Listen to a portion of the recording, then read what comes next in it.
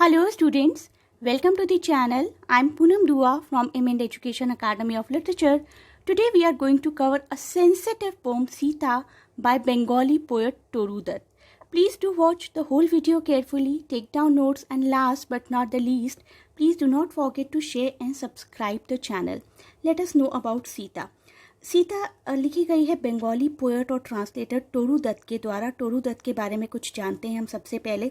1856 में इनका बर्थ हुआ था और 1877 में इनकी डेथ हुई थी। That means she died at a very young age of 21।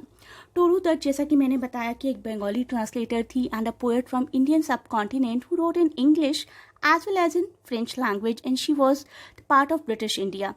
और उनको माना जाता है कि वो फाउंडिंग फिगर्स थी एंग्लो इंडियन लिटरेचर की, along with these other writers Henry डोरेजियो, Manmohan Ghosh and Sarojini Naidu. तो ये कुछ राइटर्स थे जो कि मिलकर कहलाते थे founding figures of Anglo Indian literature. ये राइटर्स थे जो अपनी लैंग्वेज में तो लिखा ही करते थे, उसके साथ ही साथ ब्रिटिशर्स की language that is English language उसमें भी लिखा करते थे। टोरू दत्त, और इनका पूरा नाम था तारुलता दत्त। वो इंडियन पोएट थी, बंगाल प्रोविंस में पैदा हुई थी 1856 में, और उनका फर्स्ट पब्लिश्ड वर्क था 1874 में पब्लिश हुआ, essays on Henry Derozio and Leconte de Lisle. तो 18 ईयर्स उनकी एज थी सिर्फ जब उनका ये वर्क पब्लिश हुआ था। She died very young, such a great writer, lived a very short life. Toru Dutt was actually destined to die young because all her beloved siblings also died at the young age. उनकी sister आरू की death हो गई थी 1872 में जब वो सिर्फ 20 साल की थी, 20 years. उनके ब्रदर अब्जू की डेथ हो गई थी 1865 में when he was just 14. और हमारी इस पोएट टोरू दत्त की डेथ भी बहुत ही अर्ली एज में हो गई थी when she was just 21 in 1877. और इसी वजह से उनको पोएट जॉन कीट्स के साथ बहुत कंपेयर किया जाता है। जॉन कीट्स की भी डेथ बहुत ही यंग एज में हो गई थी, most of you must be knowing. तो ये उनकी कुछ फेमस पोइट्रीज के नाम हैं: सीता, लोटस, लक्ष्मण और casuarina tree, the tree of life and Buttoo. तो ये सब वर्क एक्चुअली उनकी लाइफ टाइम में पब्लिश ही नहीं हुआ, दैट इज़ एन आयरनी। और ये सारा वर्क पब्लिश कब हुआ? 1882 में, उनकी डेथ के 5 साल बाद। It was after Dutt's death in 1877 that her father discovered her manuscripts of few writings, और उस वर्क को उन्होंने 1882 में पब्लिश करवाया in ancient ballads and legends of Hindustan. तो ये एक फैक्ट है जो आप लोग याद रखेंगे तो आपके लिए बहुत ही अच्छा रहेगा। तो सीता जिनके बारे में हम जानते हैं कि वो क्या थी, वो क्या कैरेक्टर थी, रामायणा में उनकी क्या इंपॉर्टेंस थी, उसी कैरेक्टर के बारे में ये पर्टिकुलर पोइट्री है। Sita, written by Toru Dutt, is a poetry that refers to a woman who was abandoned by her husband in forest. तो ये स्टोरी उस फेज की नहीं है जबकि रावणा ने उनको अबडक्ट किया था और लॉर्ड राम ने उनको बचाया था। ये स्टोरी उस फेज की है जब लॉर्ड रामा, उनके हस्बैंड, ने उनको अबंडन कर दिया था and she went to live in forest. तो सीता एक स्टोरी है जो कि एक मदर बेसिकली अपने 3 बच्चों को बेड टाइम पर सुना रही है, और सीता की पिटीबल कंडीशन को देखकर मदर भी रोने लगती है, बच्चे भी रोने लगते हैं, और ऐसा दिखाया जाता है कि सीता की अनहैप्पी लाइफ के साथ ही मदर और बच्चे बहुत ही आसानी से कनेक्ट कर पा रहे हैं, क्योंकि सीता प्रेग्नेंट थी जब उनको अडॉप्ट किया गया था और उन्होंने अपने ट्विंस बच्चों की देखभाल अपने आप ही की थी, अपने आप ही उनको रेज किया था अकेले अपने दम पर। हम इंडियंस की एक हैबिट होती है कि when we Indians talk or think about Sita, we recall about her abduction by Ravana and how Lord Rama, her husband, saved her. Generally, we do not recall her later life when Lord Rama himself abandoned her. This particular poetry shows that phase of her life. तो जानते हैं poetry के कुछ beautiful lines के बारे में। आप यहाँ देखिए कितनी खूबसूरत लाइन्स लिखी हैं। 3 happy children in a darkened room. What do they gaze on with wide eyes open? A dense forest where no sunbeam pries, and in its center a cleared spot, there bloom. तो lines 1 और 2 में basically हमें दिखाया गया है उन बच्चों की इमेज जो कि शायद उस स्टोरी को सुन रहे हैं। एक डार्क रूम में बेड टाइम है and the children are being told a story by their mother maybe. The story comes very alive with the beautiful description of mother. Mother ने बहुत ही अच्छी नरेशन, बहुत ही अच्छी इमेजरी को use किया है कि बच्चे जो हैं बिल्कुल अटेंटिव हैं विद वाइड ओपन आइज़। अपनी आंखें बड़ी बड़ी खोलकर बच्चे बिल्कुल तैयार हैं वो स्टोरी सुनने के लिए, उस स्टोरी को इमेजिन करने के लिए, means they are awake. And the poet wonders what is it that they are listening to with much interest and involvement. तो ऐसा क्या है जो वो बच्चे सुन रहे हैं इतनी खुशी के साथ, इतने हैप्पीनेस के साथ।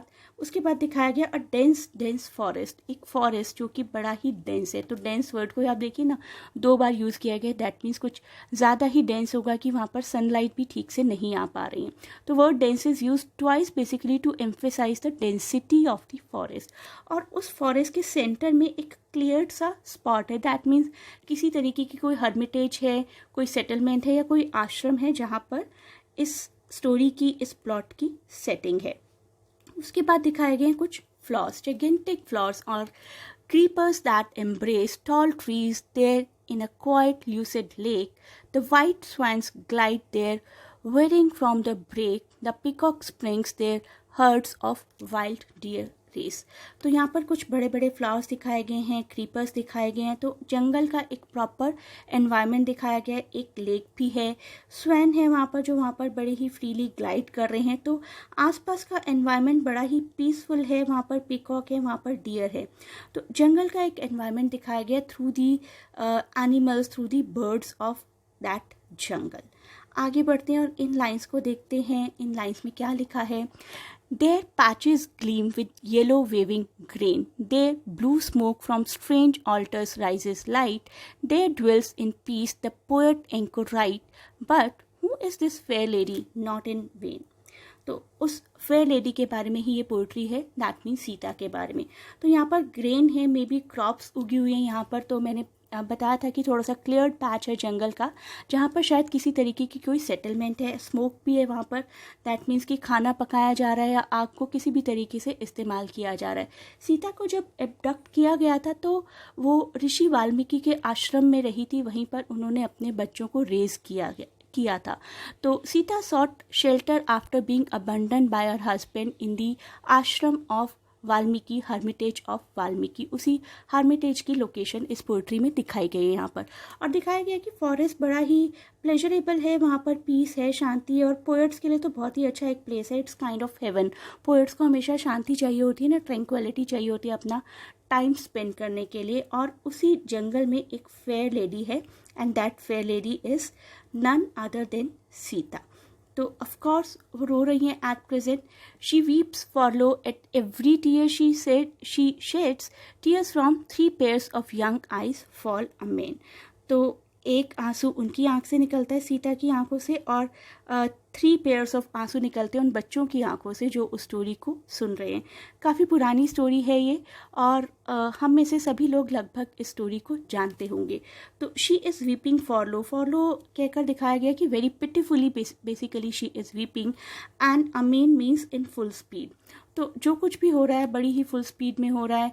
वो बच्चे जैसे ही सीता की स्टोरी को सुनते हैं उसी के साथ रिएक्शन देना शुरू कर देते हैं। तो बच्चों को बहुत ही अट्रैक्ट कर रही है सीता की ये स्टोरी। आगे जानते हैं और इस पोइट्री में देखते हैं क्या है। Which has evoked sad Sita from the past. तो इस स्टोरी में इतनी ब्यूटी है कि सीता को ऐसा लग रहा है कि पास्ट से बिल्कुल इवोक कर दिया गया। और एक मदर है शायद जो सॉन्ग की फॉर्म में या यू कैन से ललाबाई की फॉर्म में, लोरी की फॉर्म में अपने बच्चों को ये स्टोरी सुना रही है। और पिक्चर इतनी क्लियरली मेल्ट हो जाती है बच्चों की आंखों के सामने कि ऐसा लगता है कि वो रियलिटी में इस सब को, इन सारी चीज़ों को देख रहे हैं।